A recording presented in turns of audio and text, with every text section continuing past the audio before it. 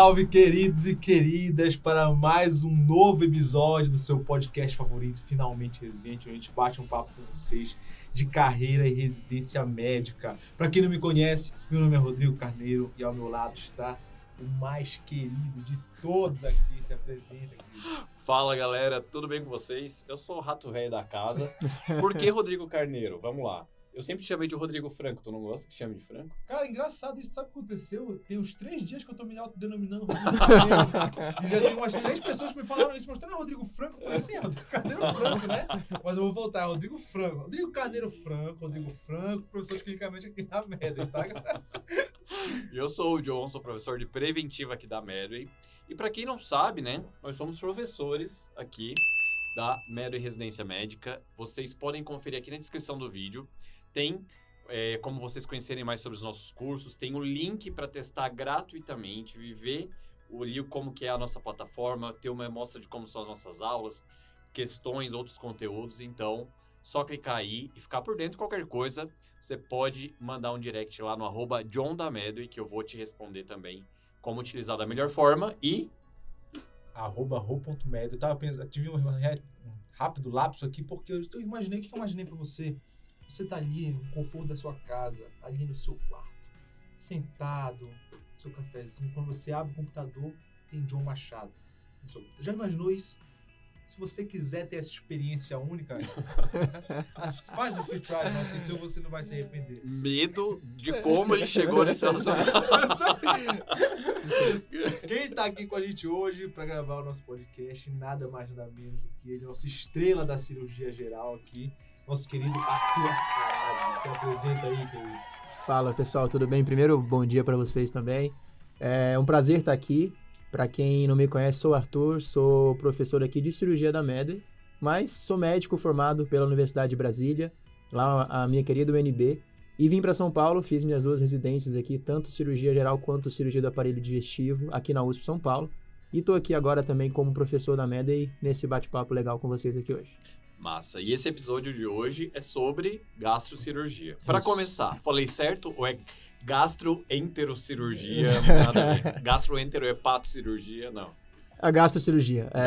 O termo da minha residência, na verdade, é cirurgia do aparelho digestivo, né? O termo mais clássico, vamos dizer assim. Mas alguns lugares falam gastrocirurgia. Eu me apresento como gastro, muitas vezes, porque é muito grande falar, né? Sou o cirurgião do aparelho digestivo. Então, igual o Rodrigo teve a crise aí de Franco Carneiro, às vezes eu tenho a minha crise de cirurgião do aparelho digestivo e a minha crise de gastrocirurgião. Mas os dois estão corretos. Mas gastroentero aí já é demais. Né? Pode crer. Cara, vocês cuidam basicamente, então, assim, do estômago até o colo. É igual a doença de Crohn, da boca ao ânus. Da boca, já ia falar, da boca é tudo. Tudo vocês mesmo. É tudo. Esôfago tudo. também. Esôfago também, é tudo. Ó, o Rodrigo descobrindo a medicina. Não, é verdade. Ó, o aparelho digestivo começa na boca, aí depois... Eu achava que era que nem a clínica médica, assim, dividido, sabia? Tipo assim, tinha um cirurgião do aparelho digestivo alto, assim, tinha o que cuidava das coisas mais baixas, assim, entendeu? Existe. Não sei se tinha essa subespecialidade. Existe. É porque tem a especialidade e a subespecialidade, né? Assim, a subespecialidade é a cirurgia do aparelho digestivo, mas tem como se fosse subespecialidade. Aí o que acontece? Existe a coloproctologia, né? Que é uma residência diferente, então cólon e reto. Basicamente, cólon, reto e ânus. Mas são 2 áreas que se conversam muito. Então, o cirurgião do aparelho digestivo opera cólon e o coloproctologista opera refluxo, esôfago, estômago. É claro que, idealmente, o coloprocto sabe mais de cólon e reto e o cirurgião do aparelho digestivo sabe mais de esôfago, estômago e tudo mais. Mas, na teoria, você é treinado, inclusive na residência, para tratar de tudo. E existe isso que você falou do upper GI, por exemplo, que é o trato gastrointestinal alto, é uma das áreas. Então tem o upper GI, que é o trato gastrointestinal alto, existe o HPB, que é o hepato, bílio pancreático, fígado e pâncreas, e existe o coloprocto, que é cólon e reto. Eu comecei o podcast hoje do final, né? Eu tô fazendo umas perguntas já da especialidade. Mas uma outra pergunta que surge na minha cabeça é o seguinte: vocês tratam também a parte de câncer? Ou assim, existe o cirurgião oncológico, e aí ele que faz isso, não vocês que ficam responsáveis? Como é que funciona? Tratamos. Mais uma área que existe também, intersecção de áreas, né? Assim, é claro que bate na madeira aí, mas tem um câncer gástrico e eu vou ser operado. Tu é supersticioso? Eu bato na Acho que madeira todo assim. cirurgião é um pouquinho. E eu bato e eu faço mais. Né? Sabe o que eu faço? Eu Sempre. fecho o olho e falo aqui, ó, eu vou anular isso daqui. E daí eu bato na madeira, daí eu falo, nada do que vier daqui pra frente vai ter. Vai valer. Só o que falei antes.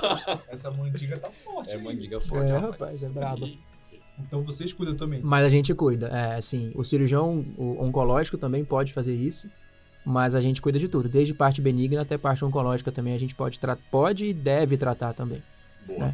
Pra conhecer um pouco mais dessa especialidade, eu quero que tu me fale, tipo, fez cirurgia, como é que foi esse processo, de como desenvolver o interesse pela gastrocirurgia a ponto disso virar uma subespecialidade. Engraçado, esse é um ponto interessante, porque eu desde antes, vou voltar um pouquinho na faculdade, eu sabia que eu queria fazer algo clínico cirúrgico. Então eu fiquei entre ortopedia, GO e cirurgia. E aí fui decidir pela cirurgia, mas quando eu decidi pela cirurgia, eu sempre quis fazer urologia. Sempre tive isso na cabeça, entrei na geral querendo fazer urologia. E aí são 2 anos, fiz 2 anos de geral.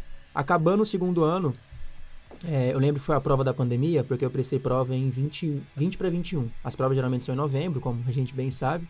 E esse ano foi em janeiro, foi dia 3 de janeiro a prova. Então a inscrição foi até novembro. A gente sabe, porque a gente também fez a correção. Eu sei. Ninguém pode viajar. Exato. USP, boa. E eu prestei, eu lembro que eu perdi o ano novo, mas ano novo foi assim, eu estudei até 7 da noite do dia 31, ceiei mais ou menos, e 7 da manhã tava de pé já estudando de novo, porque a prova era dia 3, um domingo, se eu não me engano. E por que eu disse isso? Porque a inscrição foi até novembro. Então faltavam 2 ou 3 meses para acabar meu R2 e eu queria uro. Mas aí eu passei na Gastro ICESP. O ICESP é o Hospital Instituto do Câncer do Estado de São Paulo, né? E é um dos hospitais que fazem parte do complexo HC, do complexo da USP, né? E eu passei lá na Gastro ICESP, que é a parte oncológica da gastro, e me apaixonei. Foi ali que eu decidi que eu queria fazer gastro e não fazer uro, por ver os meus chefes lá operando, por ver como os residentes que estavam saindo operavam, e porque eu comecei a perceber que talvez eu pudesse ser um cirurgião mais completo sendo um cirurgião do aparelho digestivo em vez de ser um urologista. Nada contra. Tu passou lá não no concurso, mas no Não, passei no estágio, durante a residência. na rotação, assim, exato.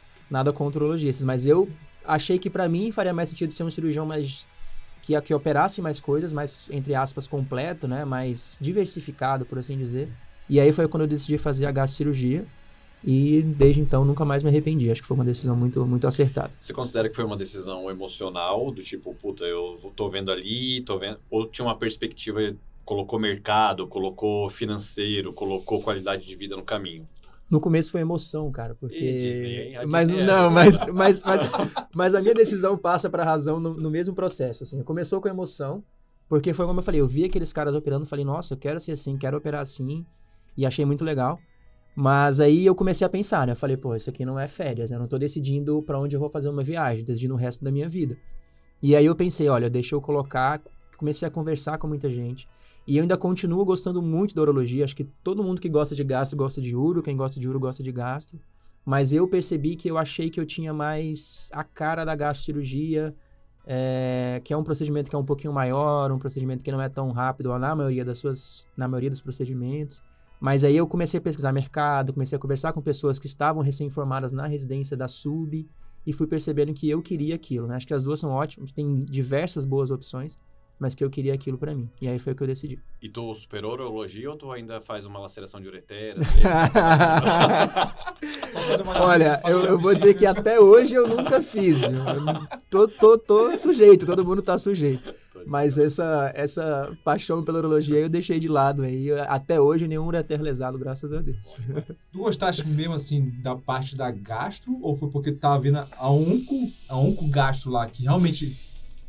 Trabalho lá no UTI de SESP também, né? Então eu vejo que às vezes as cirurgias são bem complexas, demoram horas o paciente voltar. Às vezes, assim, ele começa de manhã a cirurgia, vai parar na UTI só à noite, uma cirurgia gigantesca. Tu acha que, assim, foi mais a complexidade da cirurgia oncológica? Ou tu vislumbrou também que, assim, tem a parte benigna da gastro? Tu pensou nessa parte, tem a parte benigna, eu acho que isso daqui também vai me levar a um mercado bom, vou conseguir desenvolver essa parte? Ou não, tu curtia mesmo a gastro-onco, talvez seja esse caminho que tu queria levar? Eu pensei nos dois. Acho que hoje não tem como qualquer especialidade que a gente faça não pensar na onco, né? Não pensar no câncer, porque, enfim, a gente sabe que tá aumentando e tudo mais. Então, gosto sim, muito de parte oncológica, Mas a parte oncológica não costuma ser o nosso dia a dia, né? O dia a dia do cirurgião do aparelho digestivo é hérnia, é vesícula, é refluxo, às vezes uma doença superficial, hemorroida. Então, se eu fosse um cara que gostasse só da onco, eu acho que não seria legal fazer a cirurgia do aparelho digestivo, porque não é o arroz com feijão, especialmente no começo da carreira, né? Então, eu gosto sim muito da parte oncológica, mas gosto muito da parte benigna também. Então, refluxo, hérnia, vesícula, essas coisas são coisas que fazem parte do dia a dia, que eu acho que eu também gosto muito e também tenho uma afeição grande, assim, por essa parte. Boa. E na residência da GastroCir lá na USP, como que é feita a divisão dos estágios? Como que você analisa, tipo, ano após ano? Qual que é a diferença do R3 para o R4? O R1 que passa lá, o R2 que passa lá na enfermaria, qual que é a divisão de responsabilidades comparado com o R3 e com o R4? Como foi tua percepção? Ou seja, fica aí 25 minutos... Isso que eu ia perguntar, quanto tempo eu tenho para responder. Essa barça que eu te perguntei. Acho que vocês vão tomar um café ali, eu vou... Cara, então, vamos por partes, né? Vamos começar do R1 e R2. É até interessante, porque no ano que eu fiz residência de cirurgia, foi o ano... Eu fiz 19 e 20. 19 e 20. E foi o ano que teve aquele rebuliço de cirurgia geral virar 3 anos. Hoje em dia já é 3 anos para todo mundo, mas quando eu fiz... você tinha escolha, ou 2 anos e você fazia área cirúrgica básica, ou 3 anos você fazia cirurgia geral. A residência era a mesma, então ninguém sabia como ia ser o 3º ano, muita gente não fez por isso, mas eu fui para a área cirúrgica básica que me dava a condição de fazer a sub, né? De fazer a sub que eu quisesse, no hospital que eu quisesse. E eu fiz tudo no HC, fiz tudo na USP, então eu digo das residências. E o R1 e R2, cara, é aquele ano que quando você passava na gastro, você era um secretário, você era um cara que fazia papel, entrava em bastante cirurgia, mas a sua função de cirurgia era instrumentar às vezes, ou afastar, dar ponto, quando muito fechar uma aponeurose. Então, a gente sabe que isso em grandes centros é muito verdade, né? Assim, infelizmente ou felizmente, tem muita sub e acaba quem é da geral acaba ficando um pouco... vamos dizer assim, com funções menos legais quando a gente fala, mas que são importantes, mas enfim, né? É uma função mais chata. E aí, quando você vem para R3 e R4, aí é completamente diferente. Eu costumo brincar que ali é o começo do começo do final da minha vida, né? Não que a minha vida esteja acabando, mas é o começo do resto que eu vou fazer na minha vida. Tu não sabe? Pode ser. De novo. Quando você bate madeira, pensa, fecha os olhos. Porque, cara, ali é responsabilidade total. Então, assim, eu acho que o R3 é mais difícil que o R1 em carga horária, mas especialmente responsabilidade. Porque o R1 e o R2, você sempre tem alguém ali, um R+, um chefe sempre no seu pé, sempre discutindo alguma coisa. No R3, idealmente, sempre tem um chefe, mas nem sempre isso é verdade. Então, você tem responsabilidade maior em passar visita, em tomar decisão, em indicar cirurgia. E esse começo é muito delicado, assim, acho que para qualquer especialidade que a gente faça, mas você decidir indicar uma cirurgia, decidir não indicar uma cirurgia, essa carga emocional que vem junto é muito pesada no começo do R3. E o R3, como é que ele é dividido, né? O R3 e o R4 são 2 anos com estágios diferentes. Tem, se eu não me engano, se não me falha a memória, 2 ou 3 estágios só que você passa como R3 e como R4, que lá pra gente é o esôfago benigno e a bariátrica. Todo o resto é diferente. E o R3, nós somos 7 residentes lá da cirurgia do aparelho digestivo, mais um da coloprocto. E todo mundo roda junto. O terceiro, o R3, é igual da coloprocto e da gastrocirurgia. Então é até interessante essa pergunta, porque o que a gente passa no R3, né? Estômago benigno, estômago maligno, esôfago benigno, bariátrica, a urgência, o CAIO, que é a urgência do ICESP, um outro que eu não me lembro, mais o cólon. E o cólon. E o cólon HC e o cólon ICESP. E aí, quem faz coloprocto faz todos esses estágios também. Então, quem faz coloprocto também passa no estômago, também passa no esôfago, também passa na bariátrica. Aí o R4 divide. O R4 da coloprocto é só cólon. Então, a pessoa fica 1 ano no cólon. E o restante você passa em outras áreas que são mais puxadas, a meu ver, do tipo fígado e vias biliares, tanto no HC quanto no ICESP, que aí já bate em praticamente metade do seu ano de R4. Bariátrica de novo, esôfago de novo, que é onde você opera mais, porque o R3 faz algumas cirurgias mais menores. Quem faz a bariátrica, quem faz o refluxo é realmente o R4. E no R4 tem esôfago maligno também. Tem esôfago maligno também, que no R3 não tinha. E no R4 tem o esôfago maligno, que aí é no ICESP, e aí você participa das cirurgias também. Então é uma residência que você passa por todas as áreas, e geralmente rodízios de 6 a 8 semanas. Então não acho que é superficial, porque você tem bastante tempo de chegar, entender, estudar, operar, cuidar do seu pós-operatório, que é tão importante quanto operar, né? Não é só operar e passar pro colega. Então, acho que tem uma profundidade legal, assim, a residência, porque são estágios muito longos. E também tem no R4 um estágio que é férias / eletivo. E aí você usa da forma que você quiser. Quiser ficar 6 semanas em casa, pode. 6 semanas dando plantão, pode. 6 semanas fazendo um estágio eletivo fora, pode. Eu fiz. Foi uma oportunidade bem legal. Que você tem essa oportunidade de buscar o que você quer, aonde você quer. E acho que é uma coisa bem interessante também. Só eu pegaria férias nessas 6 semanas. Eu peguei 3, viu? Eu peguei 3 semanas de férias e fiz 3 6 semanas. semanas de férias. Eu falava, fiz puta, 3 partiu semanas. Europa. Eu ia falar que não, aquele estágio eletivo importante, né? Na minha cabeça, eu falei assim, Buchitagem. tá Pegaria total, óbvio. Cara, 4 deixa eu anos perguntar de uma coisa, cirurgia. pode ser uma dúvida de aluno mesmo, mas como eu fiz clínica médica, as coisas são muito diferentes pra gente, né? Porque assim, nosso estágio, por exemplo, às vezes é cardiologia. Cardiologia tu vai ver tudo, desde o transplante cardiológico até o paciente com IC, com infarto, que é o basicão, né? Mas o teu, por exemplo, é como se eu pegasse a cardiologia e falasse assim, eu tô no estágio de infarto. É uma coisa específica. Mas, por exemplo, tu chega de manhã cedo lá, no teu estágio. No estágio de esôfago, bem Eu não entendi nada do que ele falou. Acho que agora eu vou entender. Acho que agora, Agora vai vir. Tu tá no teu estágio de esôfago benigno. Mas, pô, tá acontecendo um monte de coisa com os pacientes lá. Quem é responsável, por exemplo, no dia pra fazer a cirurgia de cólon, se tiver? Tem que fazer uma colectomia direita.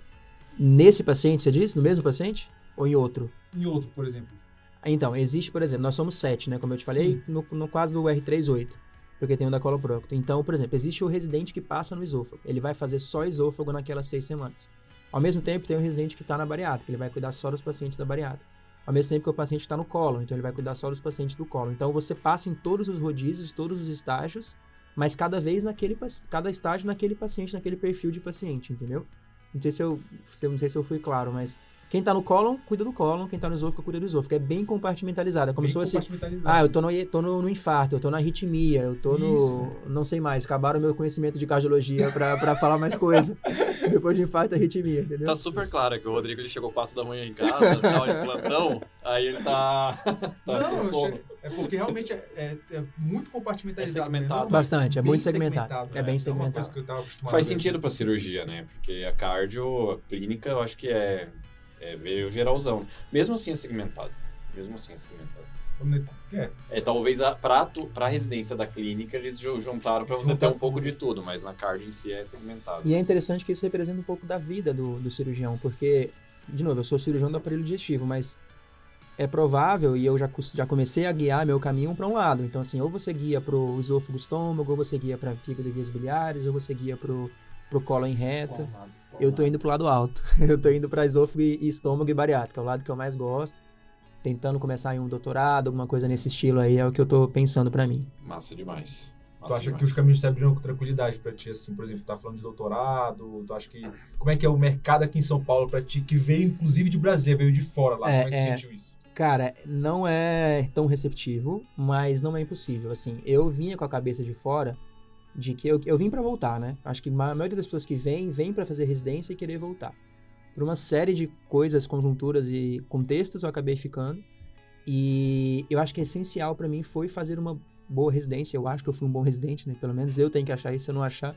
Mas eu acho que fazer uma boa residência da SUB é essencial, porque é ali que você tá no dia a dia com seus chefes, que podem ser seus chefes fora, aquelas pessoas que formaram há pouco tempo, ou aqueles chefes de grupo mesmo, que tem lá seus 60 anos, e já passaram por tudo e sabe como é que é o dia a dia e precisa de gente para ajudar, para operar, porque a gente funciona muito com equipe cirúrgica, né? Assim, por exemplo, a gente tem um caso para operar num hospital aí fora da residência, eu digo, e o seu chefe vai lá operar, ele é referência em esôfago, mas ele não opera sozinho, ele precisa de ajuda para operar. Pelo menos 2, 3 auxiliares, quando pouco, assim, geralmente é mais. Porque tem que entrar na cirurgia, passar visita, aí tem reop, aí tem urgência. Então, geralmente uma equipe cirúrgica tem ali suas 4, 5 pessoas.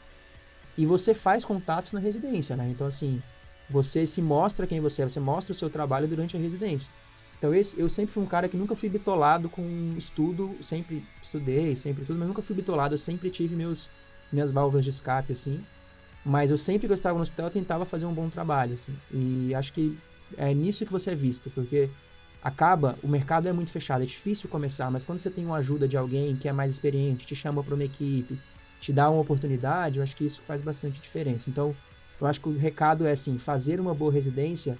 Às vezes a gente acha que a gente não está sendo visto, não está sendo olhado, está só ali comendo o pão que o diabo amassou ali, mas você tá sendo visto, assim, as pessoas estão te vendo, estão te observando, e isso lá no futuro pode fazer diferença, sabe? Geralmente quem sente que tá comendo pão que o diabo amassou é quem Fez tá... cirurgia. Não, Boa. quem geralmente tá sendo positivamente visto. Assim, Eu né? acho que Porque sim, John. Você tem aquele gap do tipo, uma sensação de posição de aprendiz, às vezes até injustiçado, trabalhando igual um cavalo, um camelo. E aí você vê, puta, isso aqui é demonstração de trabalho também, Acho né? que Dentro sim. da mente da residência. E no começo é difícil a gente parar pra pensar, né? Porque aquele a gente chama de furor operandi, né? Assim, você quer operar, quer estar sempre operando. E muitas vezes você entra na cirurgia no começo do R3 lá, vai ter uma hernia inguinal vídeo. E aí você quer entrar, quer operar e se é papado pelo R+, é papado pelo chefe, ou seja, alguém fez a cirurgia. Você fica pé da vida, sai xingando, sai não sei o quê. E vai passando o tempo, você vai percebendo que aprender não é só operar, né? Porque a gente faz tudo isso para operar. A gente quer fazer tudo isso, fazer papel, fazer isso, dar plantão, dar não sei o quê, para operar. Mas a gente tá em campo é importante, a gente fazer o pós-operatório é importante. E é uma maturidade que a gente vai ganhando com o tempo, né? No começo você quer só operar, mas você vai aprendendo que fazer esse trabalho de bastidor também é importante, tanto para sua vida, para você ser visto, mas tanto para sua vida profissional mesmo, porque se a vida fosse só operar e ir embora, seria uma delícia, né? Mas não era. Eu converso muito com os alunos disso daqui, principalmente agora nessa fase que eles estão começando a entrar na residência, né? Estão passando, graças a Deus, a quantidade de aprovações nossa foi excelente, fazendo um merchanzinho nossa aqui, né? Mas, cara, eu conversei com muitos deles o seguinte, que aqui em São Paulo é muito disso que tu falar, Chato. Claro que tem que ter a parte técnica, né? Você não pode ser também um prego, né, na residência, pode ser um cara que todo mundo vê e fala assim, esse cara não sabe nada. Você tem que ter a parte técnica, mas também tem que ter o networking aqui em São Paulo. Então, não adianta você também ser um crânio aqui em São Paulo e, pô, tem aquele cara mala que não se relaciona com ninguém, que o chefe não curte, e, pô, não sai, depois do plantão não sai com o chefe pra tomar aquela cervejinha com ele, bater um papo com ele, que tá sempre dizendo não. Cara, tem que fazer uma média dos dois aqui em São Paulo, senão aqui você não consegue crescer sem network. Eu acho que o social é muito importante, né? Isso que você falou. Não só o social tomar uma cerveja, mas o social como um todo, né? Sim. Porque, assim, gente boa tem demais, cara. Gente boa...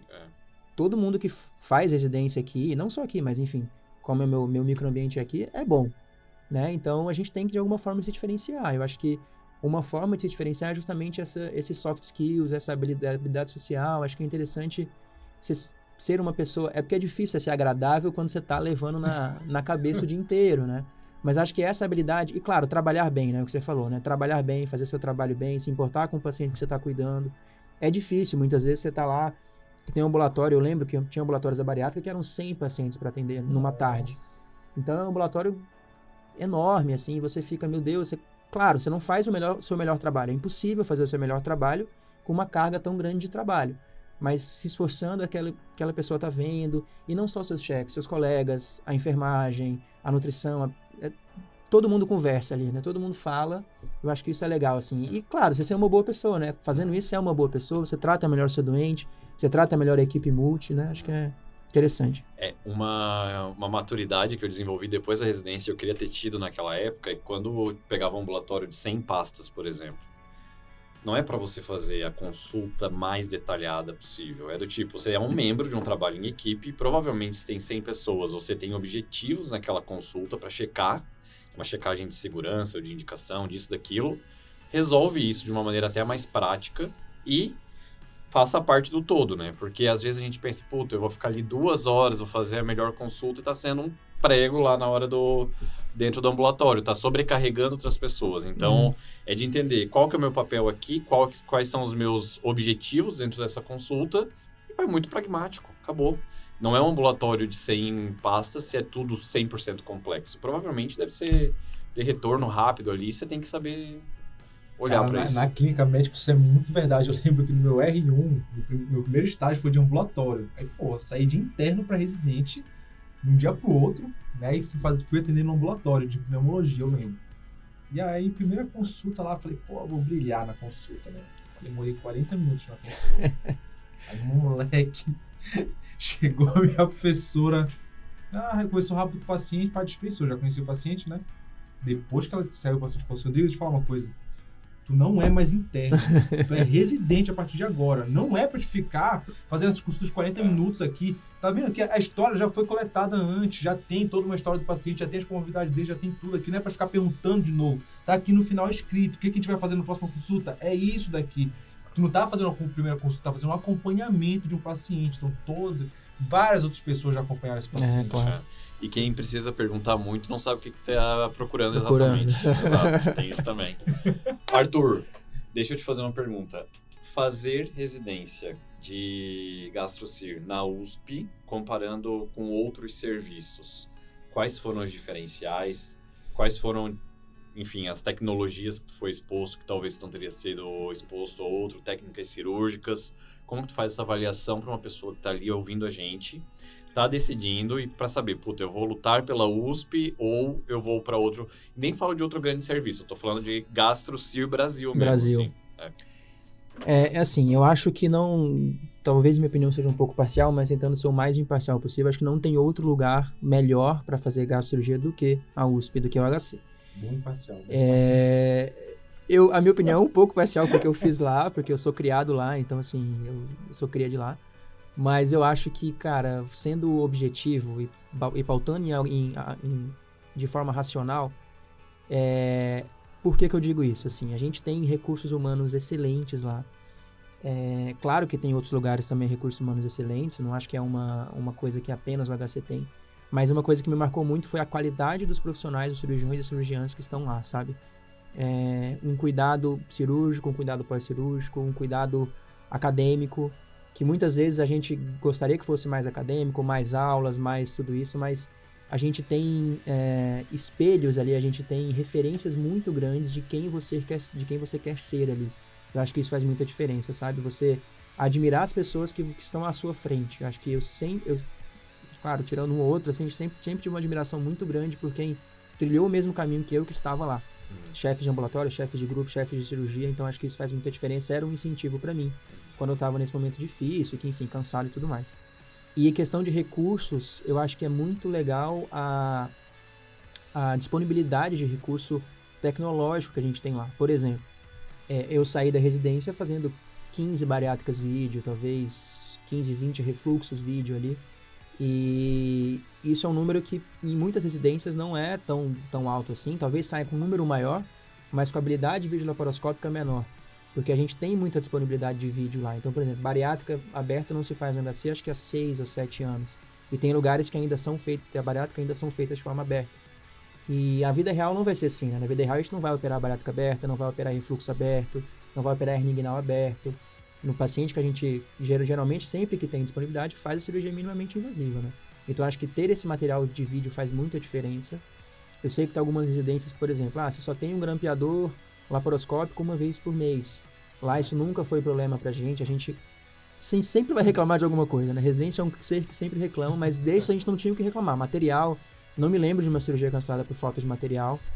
E além do robô, né? A gente tem lá, o ICESP tem um robô, o HC chegou um agora nesse ano.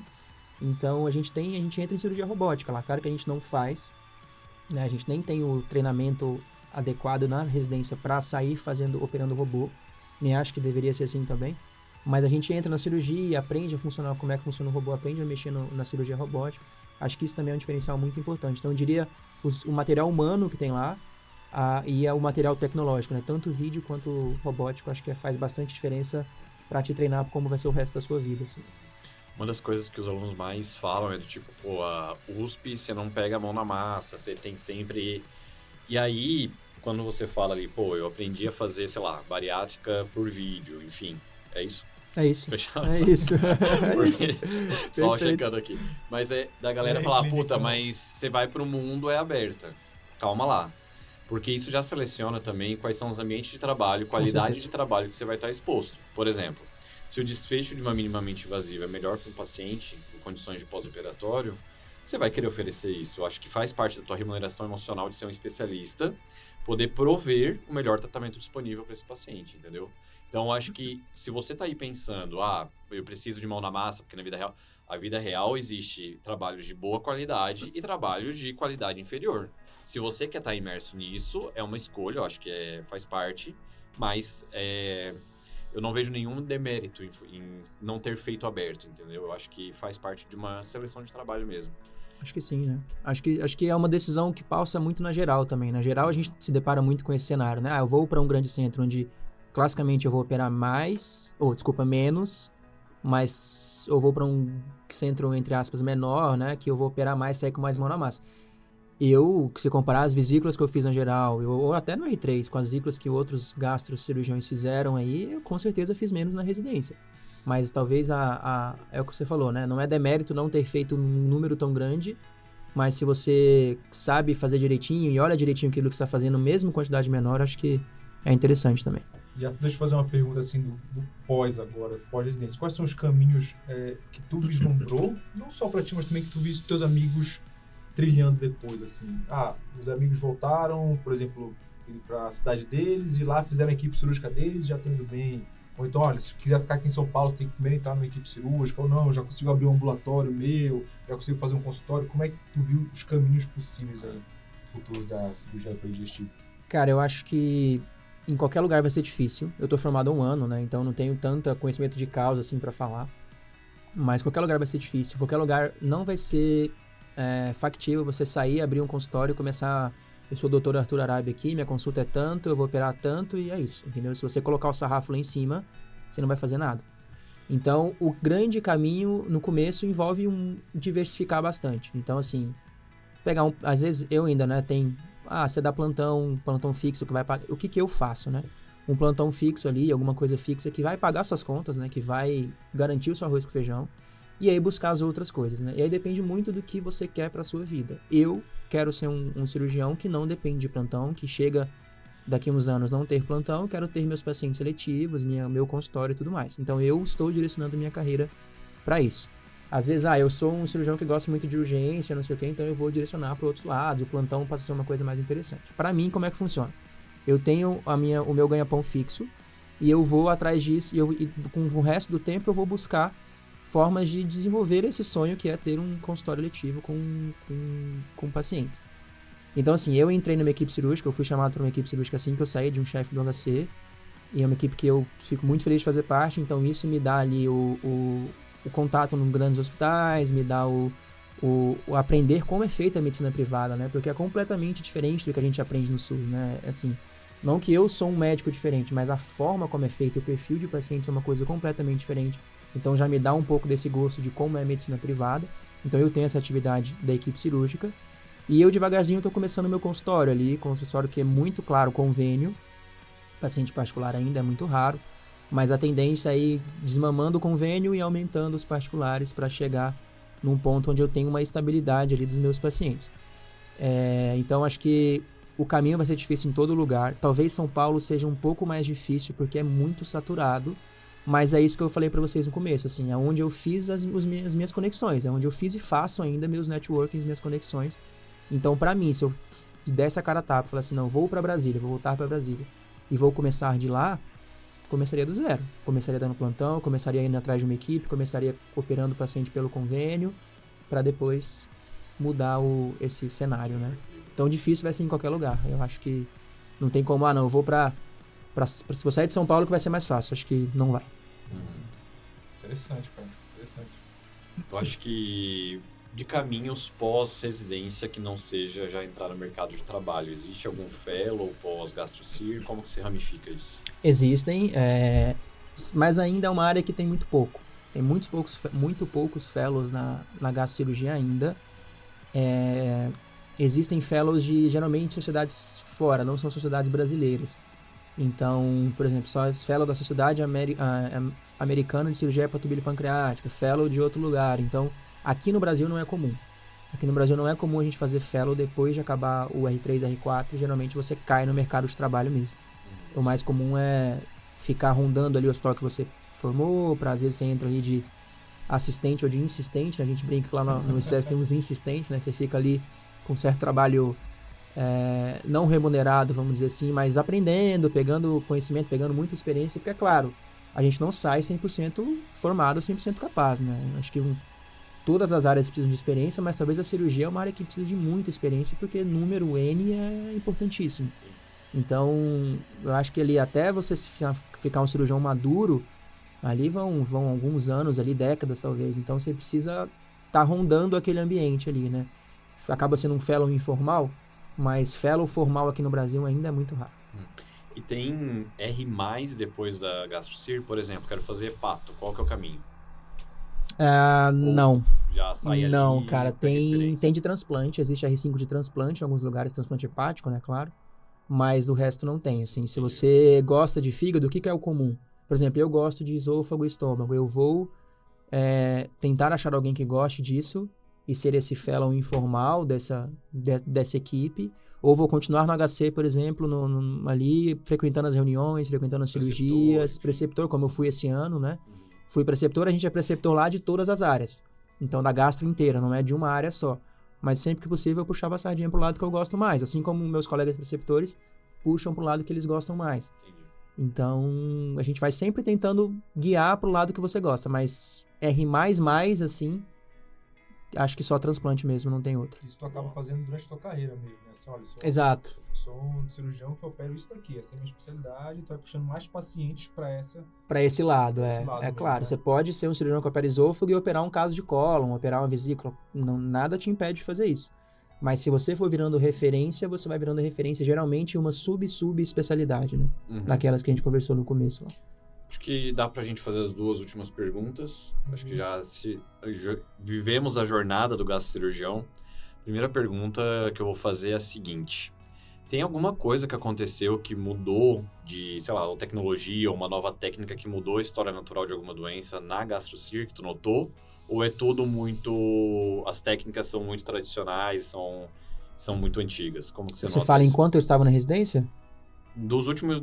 Tua experiência dos últimos anos, assim, da GastroCir. Aconteceu alguma coisa, tipo, puta, isso aqui foi virou a mesa aqui desse tratamento? Cara, eu acho que eu tô lá dentro há 3 anos, né? Então acho que nada que tenha sido uma coisa revolucionária nesses 3 anos.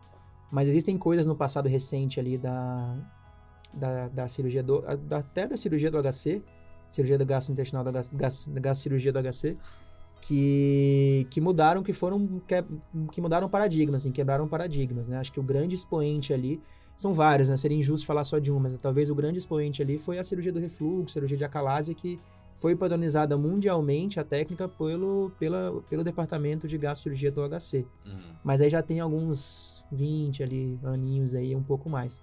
Nesses últimos 3 anos, eu não me lembro de algo extremamente revolucionário. Sempre tem mudança, sempre tem alguém que tenta fazer algo diferente, que faz um estudo para fazer algo diferente. Existem estudos até que caíram na prova aí da Unifesp de R3 ano passado, de estudos recentes de chefes lá nossos do HC, que mudaram uma técnica de gastrectomia ali, e isso até caiu em prova, tem sido muito difundido. Mas eu acho que na cirurgia, cara, a gente demora muito para criar uma coisa e essa coisa ser estabelecida, né? Não dá para fazer isso em 3 anos. Acho que você faz, você tenta, você publica, e aí tem que ter aquele follow-up grande, assim, e ele demora alguns anos para isso se estabelecer como algo realmente de referência, assim, sabe? Então, acho que o passado recente tem alguns exemplos, mas nesses 3 anos, acho que ainda é muito, muito cedo, assim, pra gente pintar alguma coisa. Isso é interessante, cara. Isso é interessante porque se fosse uma coisa que tinha um turnover de conhecimento muito grande, tipo onco, 50% do conhecimento de onco muda a cada 5 anos, por exemplo. Resident 10 anos atrás... Exato. Ali você já sabe que você vai ter uma atualização contínua a vida inteira. Na cirurgia, eu acho que pode ser aquele mais de, tipo, atingir ali as técnicas, atingir a expertise e talvez eu consiga ali ficar um tempo num platô sem estar desatualizado. Assim, acho que sim. Ou com uma atualização menos potente. A gente fala muito... Desculpa te interromper. A gente fala muito da curva de aprendizado, né? Imagina, cara. A gente fala muito da curva de aprendizado, né? Que é uma coisa do tipo, você precisa de um NX para fazer a curva e depois que você faz a curva, você realmente atinge um platô.